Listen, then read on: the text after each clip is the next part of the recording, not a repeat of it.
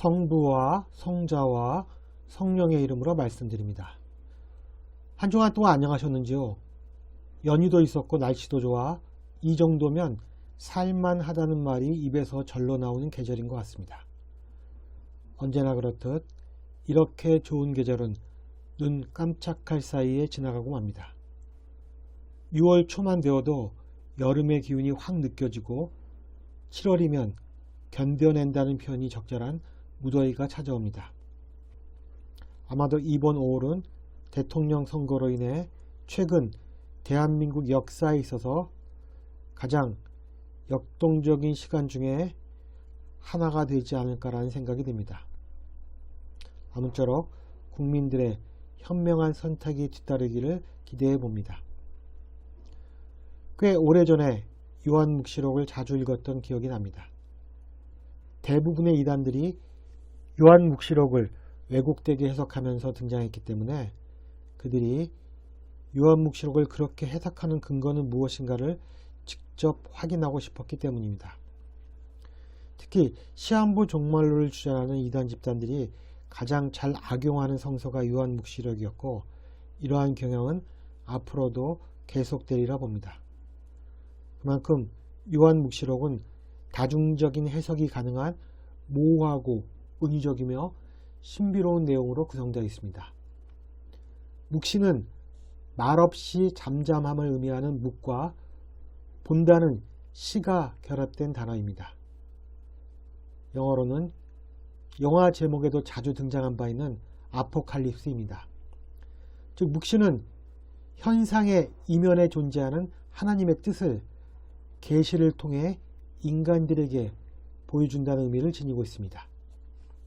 따라서 요한묵시록이 사도 요한이 보았던 환상을 그려낸 책이긴 하지만 이 책은 예수 그리스도께서 계시한 일들을 기록한 책이라고 밝힌 요한묵시록 1장 1절에서 보듯이 그 환상이 철저히 예수 그리스도로부터 기원하고 있음을 분명히 하고 있는 것입니다. 최후의 심판과 함께 세상의 종말이 온다고 말하는 묵시록은 악한 세력이 이 세상에서 세력을 잡고 신앙인들이 그 밑에서 극심한 고통을 겪게 될 때 주로 등장합니다. 아무 희망 없는 세상을 마주한 신앙인들은 이제 자신들의 소망을 초월적인 하나님께 둡니다. 요한묵시록은 서기 95-6년경 사도 요한이 로마의 황제 도미티아누스로부터 박해를 받아 그리스의 바트모스 섬에 유배되었을 때 기록되었다고 전해집니다. 당시는 초기 기독교가 태생적 이질성으로 인해 유대교와 로마 제국 모두로부터 핍박을 받던 시기였습니다. 오늘 요한묵시록 7장은 사도 요한이 이러한 환난 가운데서 구원을 받은 수많은 신앙인들이 천국에서 하나님과 어린 양이신 예수 그리스도를 앞에 두고 예배를 드리는 환상을 본 것에 대해서 이야기하고 있습니다. 또한 오늘 요한복음에서도 양에 관한 언급이 등장합니다. 따라서 오늘은 어린 양과 양의 의미를 중심에 두고 말씀을 살펴보는 시간을 갖고자 합니다. 양에 관한 이야기는 창세기부터 요한묵시록까지 일관되게 등장합니다. 양은 창세기 4장 2절에서 아담과 하와의 아들인 아벨이 하나님께 예물로 바치는 장면에서 처음 등장합니다. 그리고 아브라함이 이삭을 대신하여 제물로 바친 것도 양이었습니다. 가장 결정적인 사건은 출애굽에서 일어납니다. 이집트를 탈출하려는 이스라엘 민족의 노력이 파라오의 방해로 인해 계속 난관을 겪게 되자 하나님은 특단의 결정을 내리십니다. 하나님은 이스라엘 백성들에게 집집마다 양을 한 마리씩 잡아 그 피를 문설주에 바르라고 명하십니다. 하나님께서 그 피를 보시면 그냥 지나가겠지만 피가 발라지지 않은 집의 맛배는 무조건 죽일 것이라고 하셨습니다. 이것은 혹시 이집트 사람일지라도 문설주에 양의 피가 발라져 있으면 죽이지 않겠다는 것을 의미했습니다. 맞이를 대신하여 죽은 양의 희생에 대한 의미를 알고 있는가 모르는가가 문제였지 그 사람이 어느 민족에 속한 것이냐는 중요하지 않았던 것입니다. 그리하여 모세는 장로들에게 후손들이 이러한 예식이 무엇이냐고 묻거든 이것은 야훼께 드리는 과월절 제사라고 알려주라고 합니다. 이 사건으로 인해 과월절에 희생된 양은 이스라엘 백성을 구원하는 상징으로 자리잡게 됩니다. 이제 양은 아무 이유 없이 타인의 죄를 감당하는 숭고한 존재로 자리잡게 되는데 이 상징을 매우 잘 활용하여 앞으로 오실 예수 그리스도의 운명을 양에 빗댔던 사람이 바로 예언자 이사야였습니다. 이사야서 53장 7절은 다음과 같이 말하고 있습니다. 그는 온갖 굴욕을 받으면서도 입 한 번 열지 않고 참았다. 가만히 서서 털을 깎이는 어미양처럼 결코 입을 열지 않았다. 요한복음 1장 29절에서 세례 요한은 자신에게 다가오는 예수님을 보고 이렇게 말합니다. 이 세상의 죄를 없애시는 하나님의 어린 양이 저기 오신다. 세례 요한의 이 표현 뒤에야 예수님은 비로소 어미 양이 아닌 어린 양으로 불리게 됩니다. 비록 예수님은 당신을 어린 양으로 비유한 적이 없었지만 그의 추종자들은 이집트에서 이스라엘 백성들을 탈출시키는데 지대한 역할을 감당했던 양으로 인식했던 것입니다. 과월절, 즉 패스오버는 이제 부활로 이어지고 예수님은 사람들을 죽음에서 생명으로 인도하시는 존재가 된 것입니다. 예수님은 사람들에 의해 어린 양으로 불리셨지만 본인은 목자라는 정체성을 가진 분이었습니다. 그래서 오늘 요한 묵시록에는 옥자 한가운데 계신 어린 양이 그들의 목자가 되셔서 그들을 생명의 샘터로 인도하실 것이라는 말씀이 나옵니다. 요한복음에서 예수님은 목자로서의 당신의 정체성에 대해 확고한 신념을 가지신 분이었습니다. 목자도 돈을 받는 만큼만 일하는 사꾼이 아니라 양들을 위해 목숨까지 바치는 착한 목자로서의 정체성이었습니다. 그 목자는 양 우리를 들어갈 때도 문으로만 들어가며 양들이 그의 목소리를 알아듣는 목자였던 것입니다. 그런데 오늘 복음에서 유다인들이 예수님을 둘러싸고 이렇게 묻습니다. 당신은 얼마나 더 우리의 마음을 조이게 할 작정입니까? 당신이 정말 그리스도라면 그렇다고 분명히 말해 주시오. 유다인들이 예수님을 그리스도로 받아들이지 못한 것에는 두 가지 정도의 이유가 있습니다. 일단 예수님은 그들이 갖고 있던 메시아 관념과 어울리지 않는 사람이었습니다.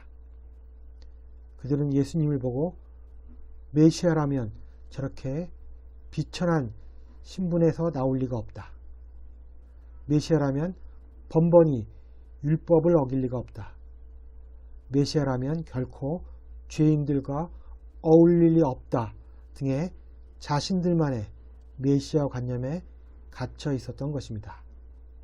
그러나 더 근본적인 이유는 그러한 틀을 깰 수 있는 부르심이 없었던 것입니다. 설령 니고데모처럼 그러한 틀에 갇혀 있었다 할지라도 예수님의 목소리를 알아듣는 양이었다면 충분히 깰 수 있는 틀이었습니다. 예수께서 말씀하십니다. 내가 아버지의 이름으로 행하는 일들이 나를 증명해 주지만 너희들은 내 양이 아니어서 내 목소리를 알아듣지 못하기 때문에 나를 그리스도로 받아들일 수 없는 것이다. 요한복음 7장에는 이마에 도장을 받은 자들이라는 표현이 나옵니다. 개역 성경의 표현에 따르면 이마에 인침을 받은 자들입니다. 도장의 한자어가 인입니다. 즉 이마에 도장을 받은 자가 아니면 결코 양이 될 수 없고 따라서 예수를 그리스도로 고백할 수 없다는 것이 엄연한 구원의 논리인 것입니다. 그렇다고 사람들은 어떤 방법을 통해 이마에 도장을 받을 수 있을까요?